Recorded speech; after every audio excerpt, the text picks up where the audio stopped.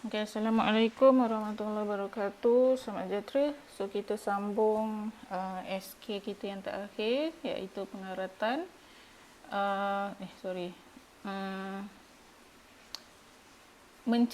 pencegahan pengaratan besi. Eksperimennya saya dah minta kamu lihat, tonton video dengan buat laporan eksperimen. Okay, so saya explain lah sikit, okay, berkenaan pencegahan pengaratan besi.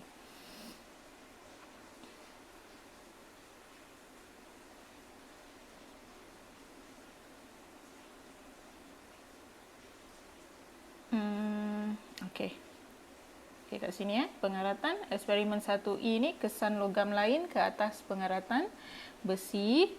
Okey, kita nak tengok logam lain tu adalah satu logam logam yang dililit pada besi itu, maksudnya dia bersentuh. Bersentuh.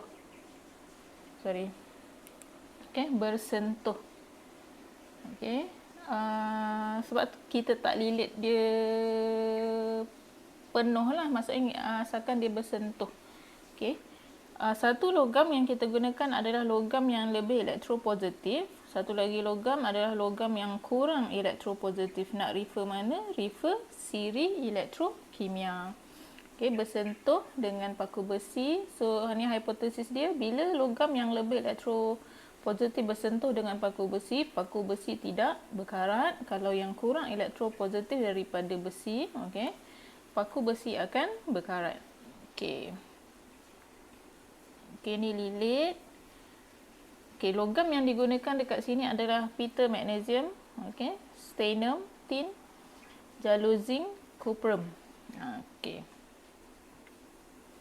Besi lah, ferrum. Satu lagi. Yang dililit tu 4 ni. Okay.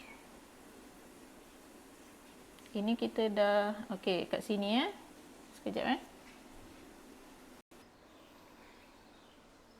Okay, ni keputusannya. Keputusan. Okay, kamu tengok pada video tu dan gambar saya dah bagi. Satu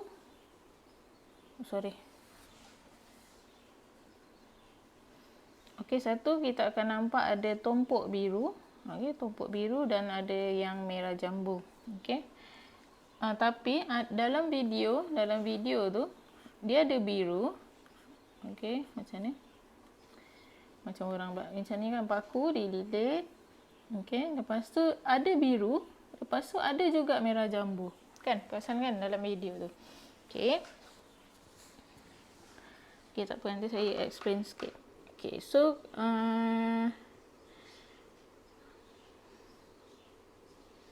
ini keputusan bila dililit dengan stannum, pemerhatian warna biru tua kelihatan, paku berkarat. Bila ada warna biru tua bermaksud berkarat. Untuk magnesium, warna merah jambu kelihatan, biru tua tak ada, paku tidak berkarat. Ferrum dengan cuprum, besi dililit dengan jalu cuprum, warna biru tua kelihatan, ataupun kamu boleh buat tumpuk biru tua. Okey, paku berkarat.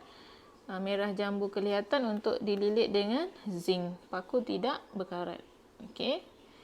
Jadi kita dapat simpulkan bahawa magnesium, zinc boleh mencegah pengaratan berlaku lah. Okey.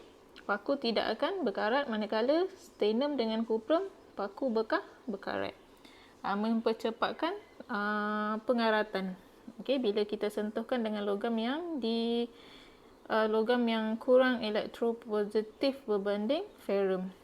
Sekejap 5. Okey, 5. Ada satu lagi iaitu yang tak dililit dengan apa-apa kan.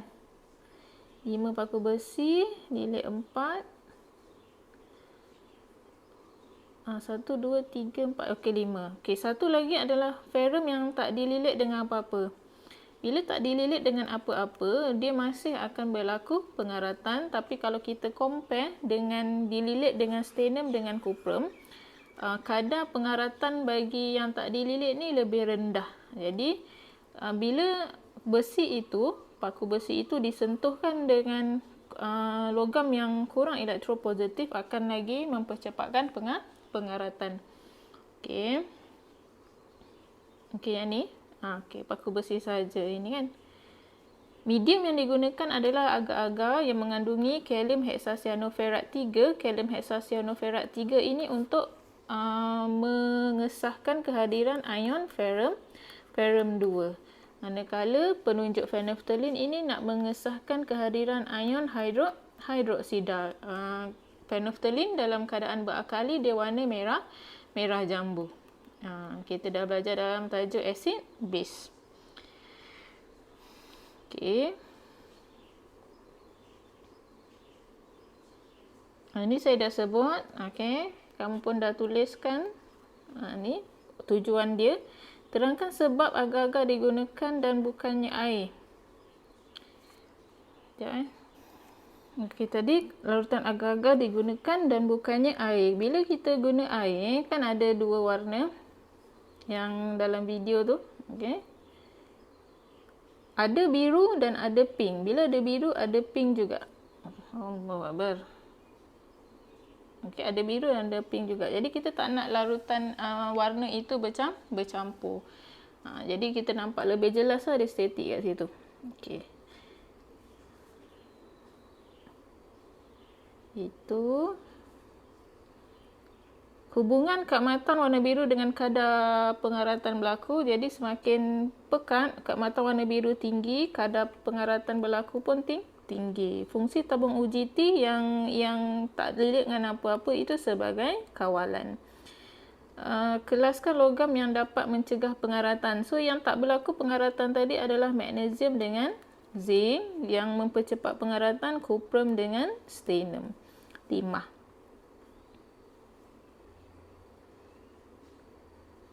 Okey, keelektropositifan suatu logam bersentuh dengan besi ke atas pengaratan besi.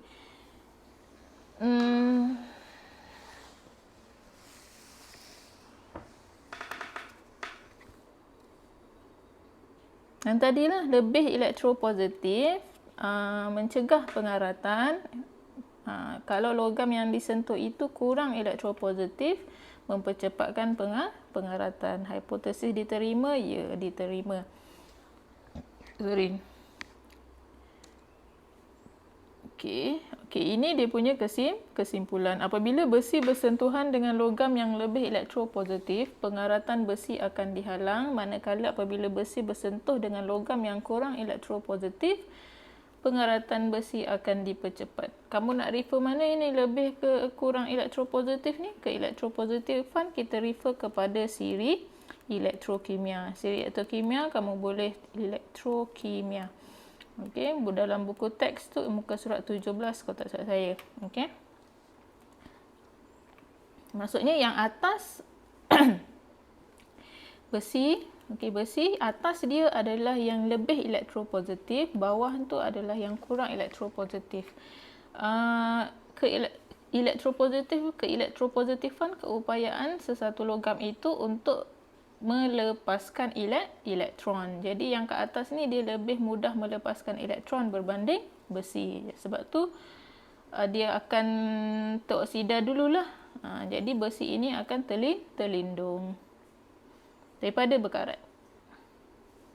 Okey, penerangan natrium klorida mempercepatkan kakisan logam. Kita dah belajar kepekatan elektrolit itu elektrolit yang baik kan, ada kandungan garam. Yang dekat akibatnya tu kat kawasan tepi laut dengan kawasan kilang tu. Okey. Ini sudah sebut tadi kat atas, penunjuk phenolphthalein mengesan kehadiran ion OH. Okey, nanti saya explain macam mana ada warna biru, ada juga warna merah jambu. Okey.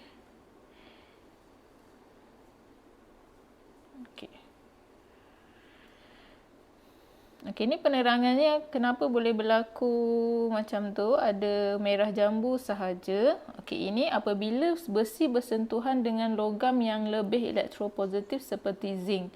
So, zinc dengan magnesium kan kalau dalam eksperimen ni, maka pengaratan besi perlahan. Bermaksud bila zinc dah teroksida nanti berlaku juga pengaratan. Okey. Atom zinc melepaskan elektron dengan lebih mudah berbanding ferrum. Okey, jadi zinc terkakis dan mengalami pengoksidaan dan membentuk ion zinc 2. Jadi elektron yang dibebaskan mengalir melalui besi ke permukaan logam yang terdapat air dan oksigen. Okey, ini kita tengok yang tu macam mana satu lagi tu apa yang berlaku. Okay, apa yang berlaku masa kita tengok mekanisme pengaratan. Okey, dekat anode yang berlaku ini.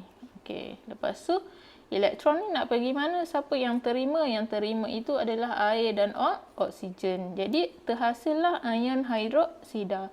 Penghasilan ion hidroksida ini disahkan dengan penunjuk phenolphthalein. Sebab tu pemerhatian kita warna merah jambu. Ada tak ferrum? Ada tak ferrum 2? Tak ada. Bila tak ada, sepatutnya warna biru tak ada lah. Warna tumpuk biru itu tak ada. Okey.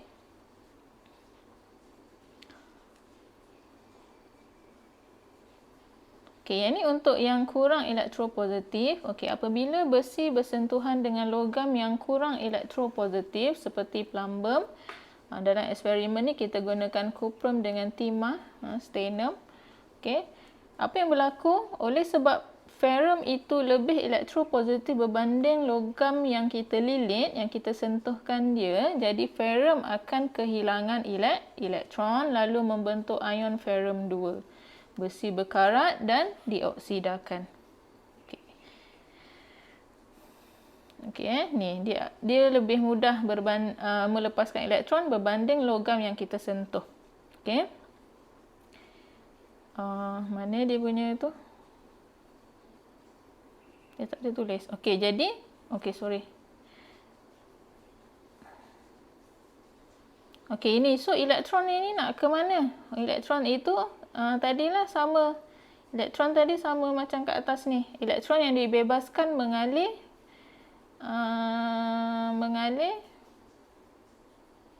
melalui besi ke permukaan logam yang terdapat air dan oksigen. Okey. Jadi yang terima elektron itu adalah air dan oksigen. Okey. Yang terima elektron itu adalah air dan oksigen. Buat oksigen dulu tak apa, mana-mana pun boleh. Okey, terima elektron akan membentuk ion hidroksida. Sebab tu kita perhatikan bila ada warna biru, ada juga warna merah jambu. Tapi dalam gambar yang saya tunjukkan tu, warna merah jambu tak kelihatan sangat kan, sebab warna biru tu lagi banyak. Dalam video dia ada dua-dua, merah jambu dengan biru. Alasan dia macam ni lah. Alasan dia. Satu ada warna biru, ada warna merah jambu. Ni. Ini ditunjukkan, dipastikan dengan larutan, ada bahan apa tadi? Kalium heksacyanoferrat 3. Untuk menentusahkan kehadiran ion ferrum 2. Phenolphthalein untuk mengesahkan kehadiran ion hidroksida. Okey.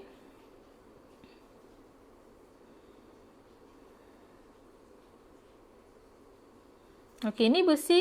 Okey, ini siri elektrokimia ini. Okey, ini logam yang besi lambat berkarat apabila bersentuh dengan magnesium, aluminium, zinc. Okey. Yang ni besi berkarat dengan lebih cepat apabila bersentuh dengan stannum, plumbum, kuprum. Okey. Boleh. Okey.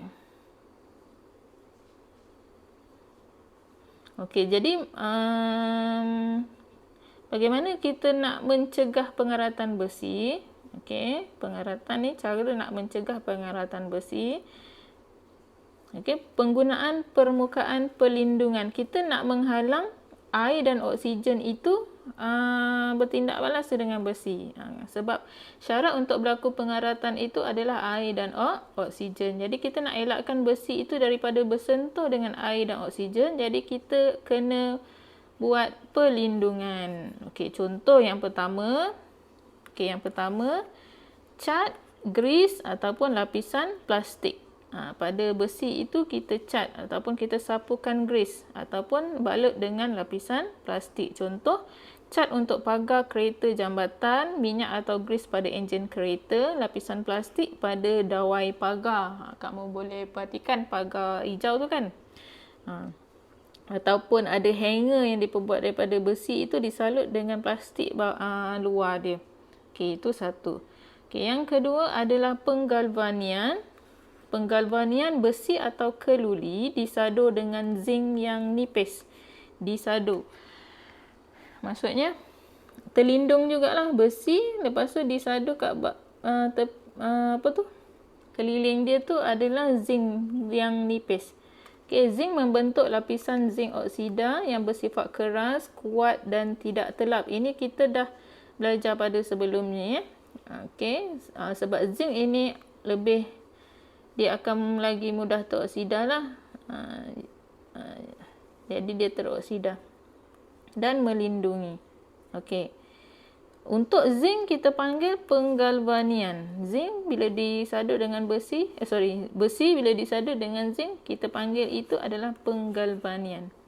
Okey, kenapa keluli kat sini saya dah terangkan. Logam utama untuk keluli ini, aloi keluli adalah besi. Dan dicampurkan dengan logam asing, karbon. Okey, dapat keluli. Okey, yang ketiga adalah menggunakan logam lain. Menggunakan logam lain. Okey, yang pertama ini penyaduran timah, okey, stannum. Okey, kepingan keluli disadur dengan stannum yang sangat nipis. Stannum membentuk lapisan perlindungan oksida. Ini penyaduran kromium digunakan pada bumper kereta, basikal dan barang-barang hiasan. Okey, dalam tin, makanan yang tin tu, food can, tin, nanti kamu timah, stannum. Yang digunakan itu inilah disalut dengan stannum, tin. Tin disalut dengan tin. Okey, tin yang kita simpan makanan tu. Okey, sebab tu bila kita nak pilih makanan yang dalam tin, kena pilih tak kemek kan? Tak kemek. Kenapa? Dikhawatiri lapisan yang tersadur itu, okey, lapisan stannum, lapisan timah yang disadur itu, sebab dia kata sini sangat nipis, bila kemek dia akan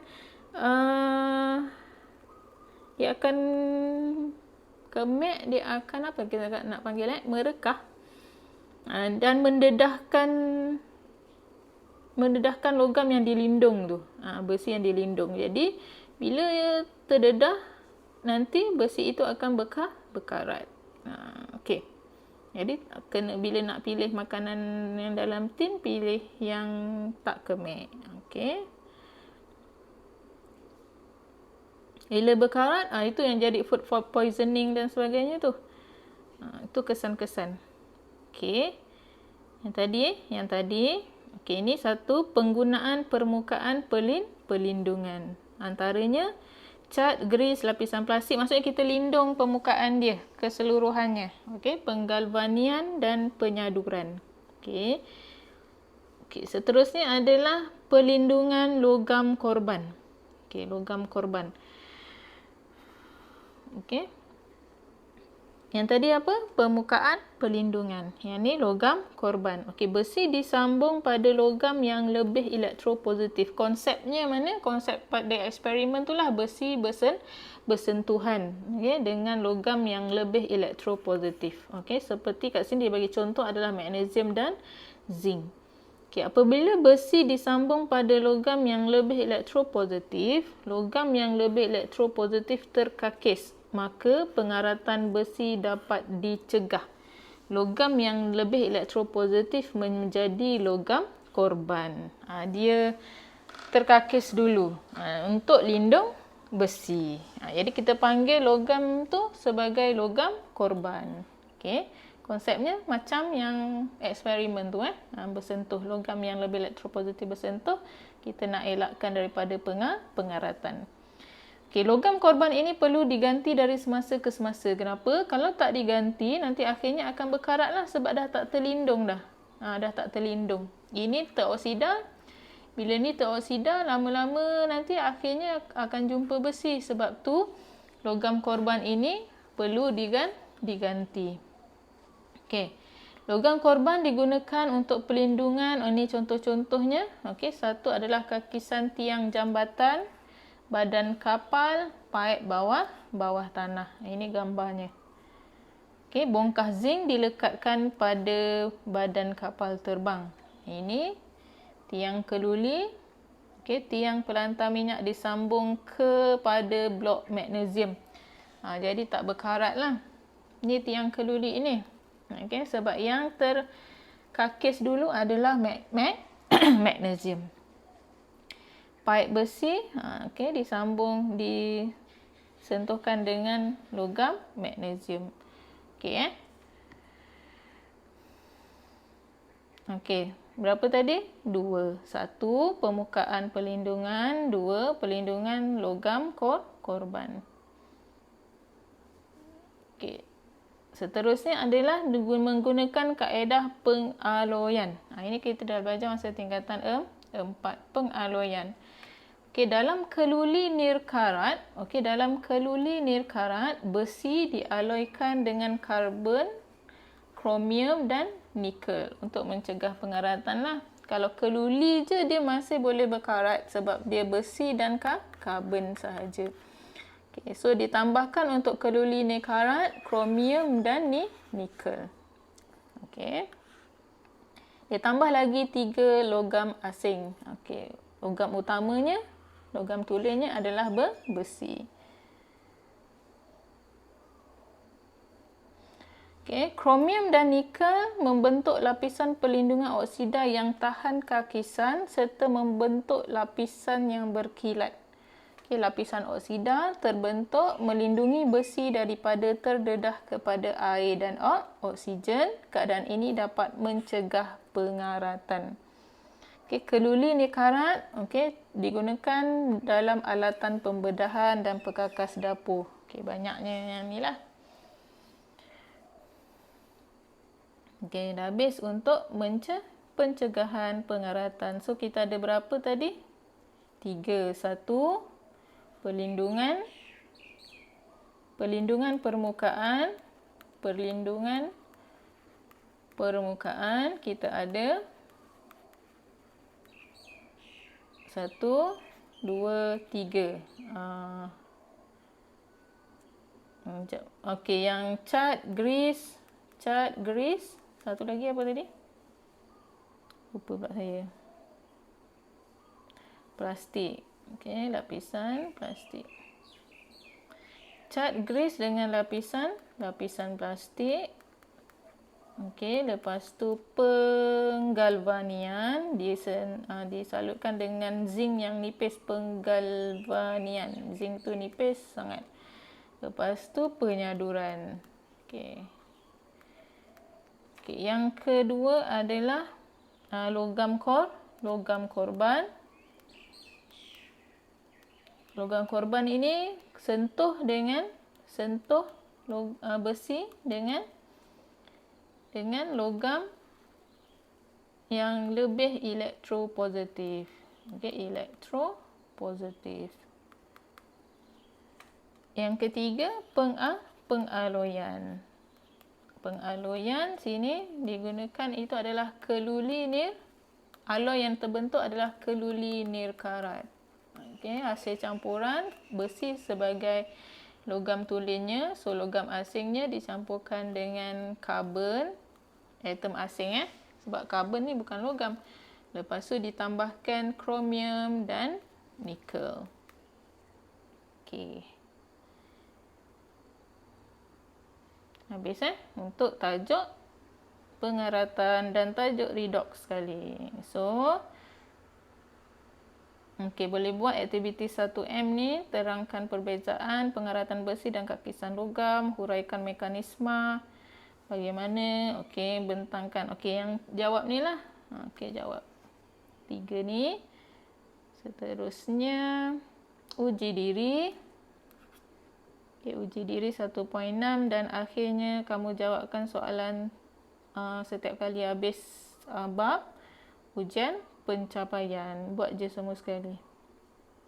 Okey, untuk semua bab untuk bab redox ini, keseimbangan redox. Okey, tamat, dah habis dah silibus kita. So next adalah ulang kaji. Okey, sekian, terima kasih.